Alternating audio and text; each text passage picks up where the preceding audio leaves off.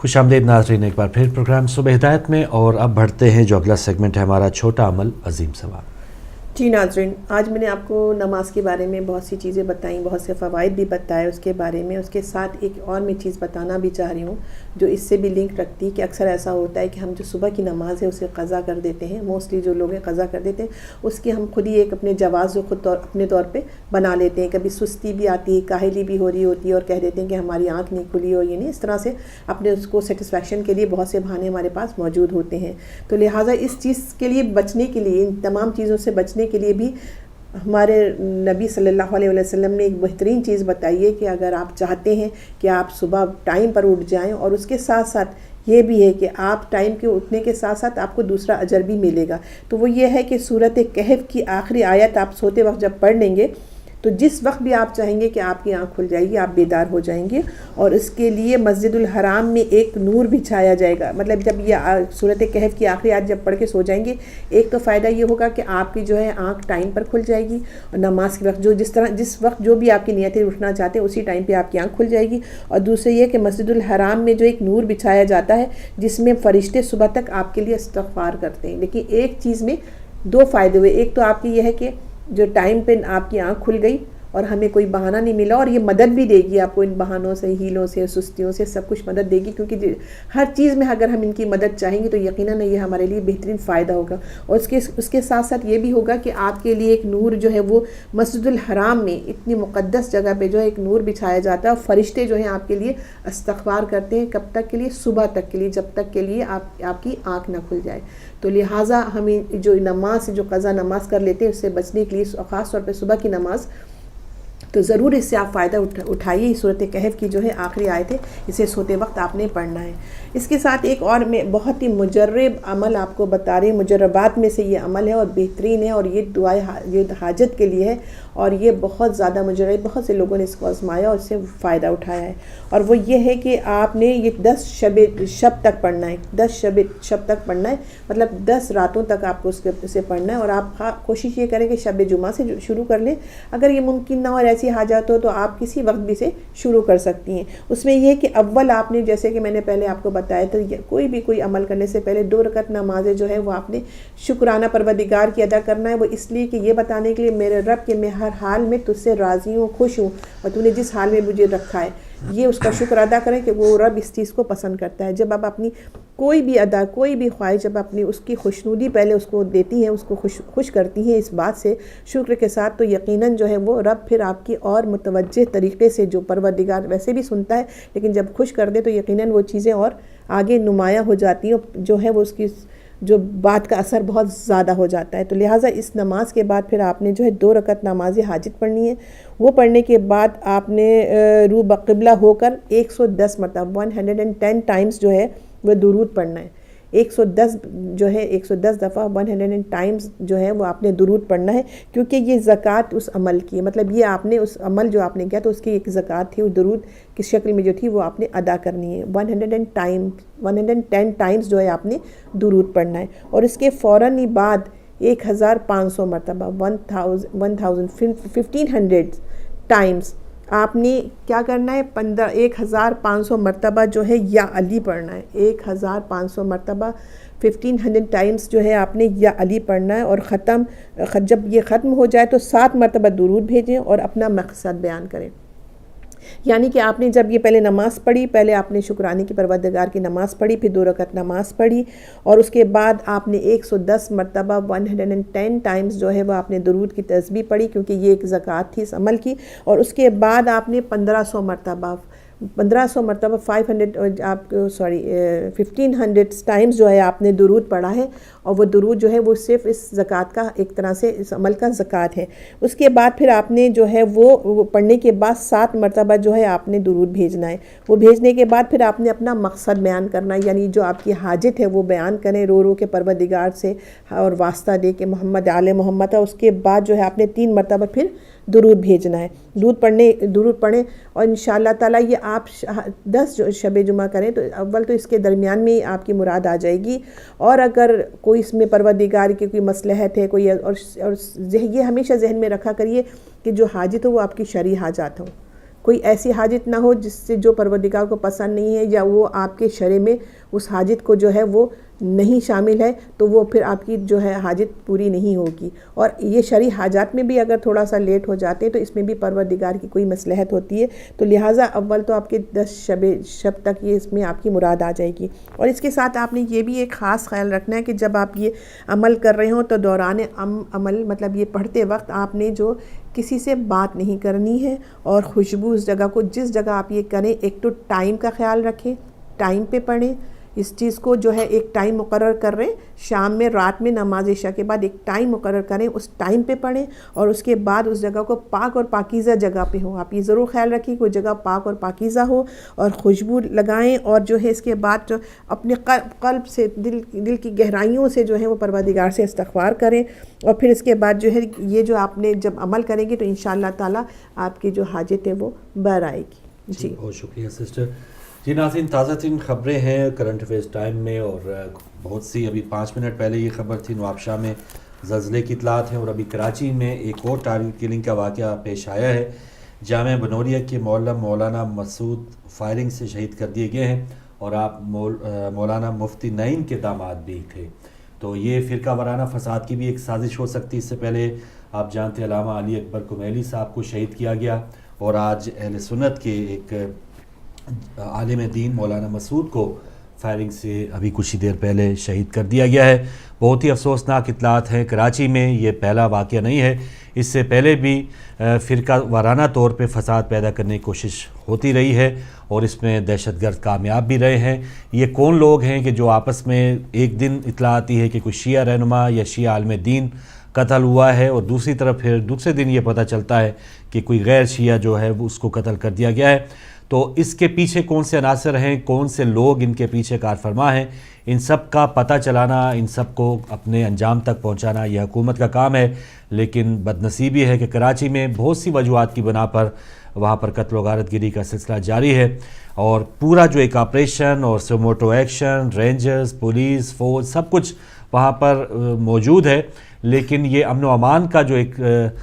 جن ہے وہ بوتل میں نہیں آ پا رہا، اور کراچی جیسا جو شہر ہے اگر بدامنی کا شکار ہوگا تو ایسا نہیں ہو سکتا کہ پاکستان اس سے بچا رہے، یا پاکستان کے اوپر، دیگر پاکستان کے علاقوں پر کراچی کی بدامنی کے اثرات نہ ہوں۔ تو یہ ایک اور واقعہ ہے، اس کی ہم بھرپور مذمت کرتے ہیں۔ آج ابھی تھوڑی دیر پہلے جامعہ بنوریا کے معلم مولانا مسعود کو فائرنگ سے شہید کر دیا گیا، اس پر ہم پوری اپنے انتظامیہ کی طرف سے مذمت کریں گے، اور جو اس میں شامل ہیں فرقہ وارانہ فسادات کی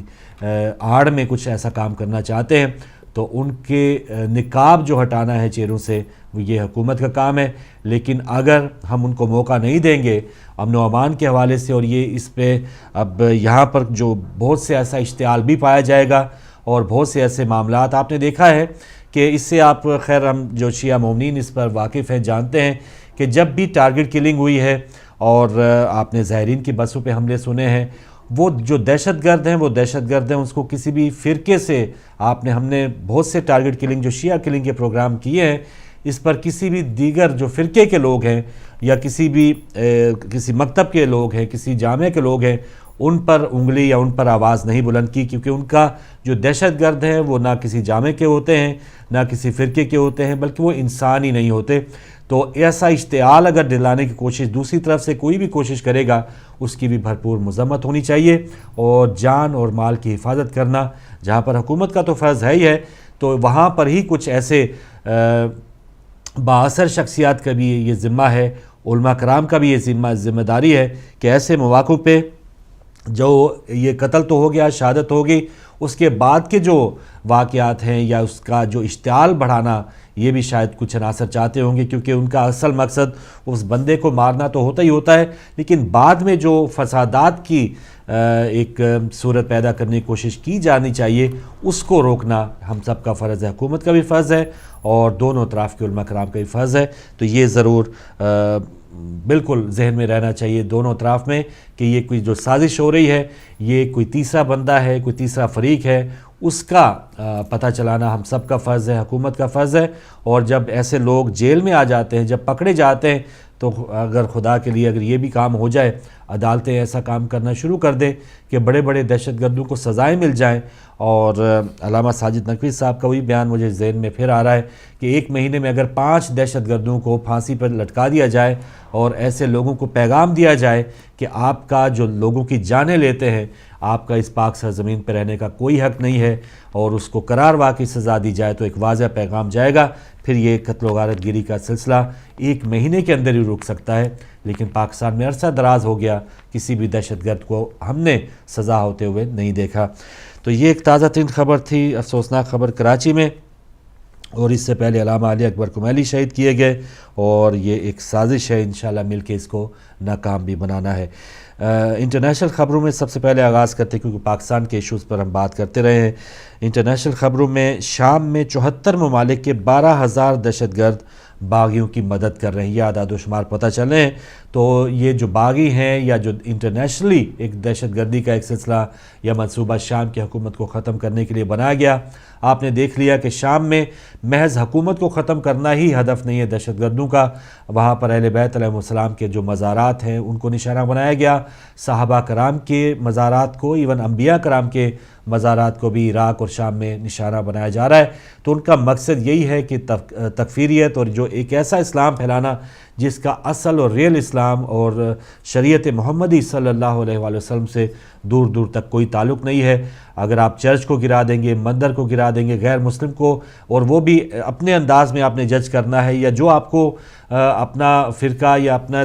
اپنے انداز کا مسلمان نہیں لگتا، آپ کی جیسی داڑھی نہیں رکھے ہوئے، آپ جیسے جو نماز نہیں پڑھ رہا، وہ واجب القتل اگر آپ قرار دے دیں گے تو یہ کھلم کھلا اسلام کے بالکل الٹ کام ہم کر رہے ہیں۔ تو ایسے 74 ممالک کے 12,000 دہشت گرد باغیوں کی مدد کر رہے ہیں۔ تو یہ صرف شام کے لیے درد سر نہیں ہے، یہ پوری دنیا کے لیے، یہاں یو کے میں تو بار بار حکومت کی طرف سے یہ اپیلیں کی جاتی ہیں،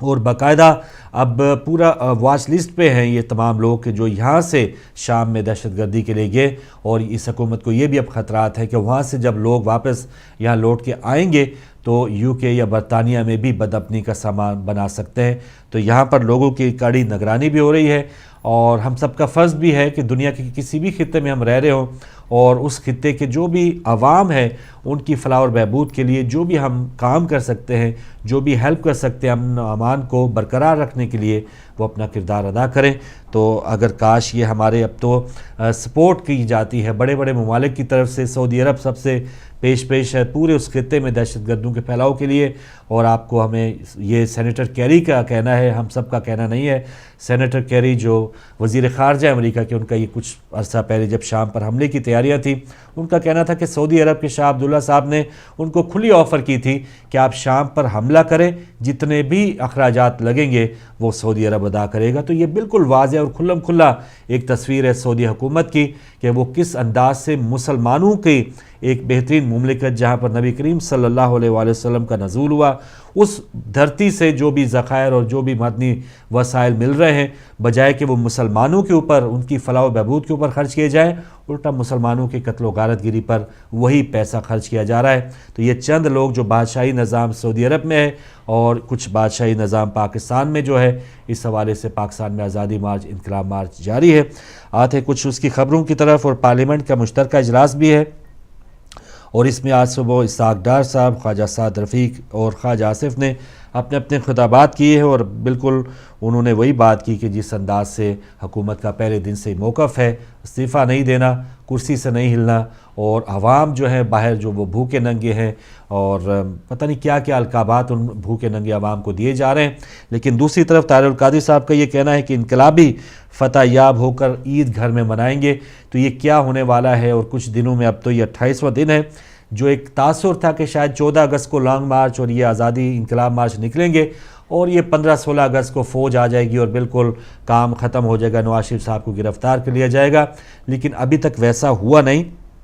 اور 28-29 دن ہو چکے ہیں، لیکن جو ایک تیسری قوت یا تیسری ایک طاقت کے انتظار میں ہم تھے یا جو بیرونی کچھ ایسے لوگ، کیونکہ پاکستان کی ہسٹری یہی ہے کہ عوامی طاقت تو بعد میں یا کسی کا جی چاہا ہے کسی کو ہٹانے کا یا نہیں چاہا وہ بات کی بات ہے، لیکن جب فوجی قیادت کا جی چاہا ہے کسی کو ہٹانے کے لیے تو انہوں نے عوام کا انتظار نہیں کیا کہ یہ کوئی مارچ شروع ہوگا تو پھر کئی فوجی قیادت آئے گی. انہوں نے راتوں رات اپنا کام کیا ہے، پی ٹی وی کی دیواریں پھلانگی ہیں اور آرام سے وہ قابض ہو گئے. تو یہ مارچ والے شاید اسی انتظار میں ہیں یا خود اپنی اتنی طاقت اب وہ شو کر لیں گے کہ حکومت کے لیے تھوڑا سا ٹف ٹائم دے. لیکن ٹف ٹائم کی بات ہو تو انہوں نے کافی ٹف ٹائم دیا بھی ہوا ہے، اور ابھی تک نواز شریف صاحب باقاعدہ اسمبلی میں بھی آ رہے ہیں، ملک میں بھی ہیں. لیکن اسی مہینے نواز شریف صاحب کا یہ بھی بتایا جا رہا ہے کہ وہ امریکہ جائیں گے جنرل اسمبلی سے خطاب کے لیے، اور ان کی وہاں مودی صاحب سے ملاقات کا بھی امکان ہے. تو سپٹمبر میں جنرل اسمبلی UN کا اجلاس ہوتا ہے، تمام سربراہان مملکت وہاں پر جاتے ہیں. تو یہ امید کی جا رہی ہے کہ شاید نواز شریف صاحب امریکہ جائیں. لیکن اگر حالات ویسے کے ویسے ہی رہے، لوگ باہر ہی رہے، تو میں نہیں سمجھتا کہ وزیر اعظم صاحب وہاں پر جا پائیں، کیونکہ پیچھے سے جو سردردی ہے ان کی، وہ فی الحال ان کو کسی بھی جگہ اور جگہ جانے پر وہ متحمل ہی نہیں ہو سکتے، برداشت نہیں کر پائیں گے. پیچھے ان کے ساتھ کیا سے کیا ہو جائے یہ وہ تھوڑا سا بھی رسک نہیں لیں گے. آگے ہے سیلاب کی تباہ کاریاں ہیں، اور اس میں بہت سے سینکڑوں افراد ہلاک بھی ہو چکے ہیں، بہت سے لوگوں کو اپنا گھر بار چھوڑنا پڑا ہے. کچھ ہی دیر میں ہم آپ کو وہ رپورٹ بھی دکھائیں گے. لیکن کل جو عمران خان نے کہا ہے کہ سستی روٹی کے 25 ارب روپے اس کا غبن کیا گیا، اور جو لیپ ٹاپ 20,000 کا تھا وہ 38,000 کا خریدا گیا. اس میں ظاہر 18,000 فی لیپ ٹاپ اگر آپ اس کو کرپشن کے طور پہ یوز کریں گے، اور ہزاروں لیپ ٹاپ وہ پاکستان میں بانٹے گئے ہیں، تو اس میں بھی انہوں نے مال بنایا. یہ اشتہارات ہیں کہ 100 کروڑ اشتہاروں پر خرچ کیے گئے. یہ ایک پاکستان کی مختلف اخبارات میں یہ 2 اشتہارات کی ایک چند جھلکیاں آپ دیکھ رہے ہیں. ایک تو بزنس لون ہے کہ آپ نے 100 ارب روپیہ قرض لینا ہے، اور ساتھ نواز شریف صاحب کی بیٹی مریم نواز ہیں جن کا نہ MP ہیں نہ MN ہیں. ان کی کوالیفیکیشن یہی ہے کہ وہ بس نواز شریف صاحب کی بیٹی ہیں. تو کروڑوں روپیہ اربوں روپیہ جو ہے ان کے لیے وقف کیا ہوا ہے، اور کروڑوں روپیہ جیسے عمران خان کا کہنا ہے کہ یہ اخبارات کی زینت، یہ اشتہارات بنائے جاتے ہیں اور عوام کو یہ تاثر دینے کی کوشش کی جاتی ہے کہ اب جو ایک حکمران جو اس وقت طبقہ اس وقت قابض ہے پاکستان پہ، اس سے بہتر کوئی بھی جماعت نے حکمرانی نہیں کی، ہم سے بہتر کوئی بھی نہیں ہے. اور فلاح و بہبود کے یہ جو اتنے سلسلے ہیں، لیپ ٹاپ دیے جا رہے ہیں، ہریالی ہی ہریالی ہے، لوڈ شیڈنگ کے خاتمے ہو رہے ہیں، اور جو بھی کوئی نوجوان قرضہ لینا چاہتا ہے 1.5 لاکھ سے لے کے 20 لاکھ روپے قرضہ لے سکتا ہے. تو یہ تمام جو ایک سبز باغ دکھانے کا سلسلہ ہے، اس کو ایک اخبارات کے لیے جو ایک عوام کے لیے آنکھوں میں کہتے ہیں نا کہ دھول جھونکنے کے لیے یہ اس قسم کے کام کیے جاتے ہیں. اخبارات اور ٹی وی چینلز پہ اشتہارات دیے جاتے ہیں، اور کچھ ٹی وی چینلز تو ان دنوں ہمیں نظر آ رہے ہیں کہ وہ خرید ہی لیے گئے ہیں. اور نواز شریف صاحب باقاعدہ پارلیمنٹ ہاؤس میں ایک چینل کا نام لے کے چودھری نثار صاحب کو کہہ رہے ہوتے کہ اس کی بھی بات کرو. تو یہ بالکل واضح ہے کہ اب تو پہلے کوئی نہ کوئی، جیسے ہم بات کرتے تھے نا، کوئی وکیل کرنا، وہ دور آیا کہ اب وکیل نہیں، لوگ جج کرتے ہیں. پہلے ہوتا تھا کہ کوئی کالم نویس خرید لیا، ایک آدھ کالم نویس خریدا پورے اخبار میں، وہ آپ کے قصیدے لکھ رہا ہے. اب وہ کالم نویس سے بھی بات بڑھ کے پورے چینل ہی خرید لیے جاتے ہیں، اور 24 گھنٹے حکومت کی، اب پی ٹی وی کی ضرورت ہی نہیں ہے حکومت کو، اور پرائیویٹ چینلز بھی اب یہ کام کر رہے ہیں، مختلف اینکرز یہ کام کر رہے ہیں کہ انہوں نے کچھ بھی نہیں دیکھنا. اگر دیکھنا ہے تو اگر آپ کو کسی ایک دھڑے کی برائی ہے اس کو اچھائی میں شامل کر کے آپ نے وہ پیش کر دینا ہے، اور اگر کوئی اچھائی ہے تو اس کو برائی میں پیش کر دینا ہے. تو آپ کا یہ کام ہے. سب کے وارے نیارے ہوئے ہیں. سیاستدان جو بالکل بے روزگار تھے، پارلیمنٹ ہاؤس کا مشترکہ اجلاس جاری ہے ماشاءاللہ، فضل الرحمان صاحب سے لے کے اچکزئی صاحب، جن کے پاس وہ ٹائم ہی نہیں مل رہا تھا نواز شریف صاحب کو ملنے کے لیے، کہ نواز شریف صاحب سے جب بھی ملاقات کا ٹائم مولانا فضل الرحمان مانگتے تھے وہ ٹائم ہی نہیں مل پا رہا تھا. لیکن اب دیکھیں کہ ان کے ساتھ میٹنگز بھی ہو رہی ہیں، ان کے ساتھ سارا